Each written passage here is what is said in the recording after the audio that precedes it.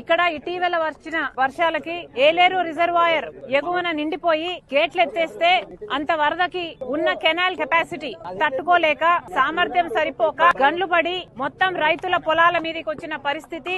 ఈ రైతులే, ఇక్కడ నా చుట్టూ ఉన్న రైతులే వందల ఎకరాలలో నష్టం జరిగింది. దీనికి కారణం ఎవరు అని ఒకసారి ఆలోచన చేస్తే మొట్టమొదటిగా ఏలేరు కెనాల్ వర్క్స్ మోడర్నైజేషన్ ఆధునీకరణ జరగకపోవడం వల్ల ఇంత ఘోర విపత్తు ఇక్కడ చూస్తున్నాం. ఇంతునిందమ్మా కాలువ మొత్తం అంతా పుడుకుపోయింది, ఇంత అయింది అని రైతులు చెప్తున్నారు. ఎక్కడికెక్కడ గన్లు పడ్డాయి. కెనాల్స్ మీద ఎవరే గాని వర్క్స్ చేయలేదు.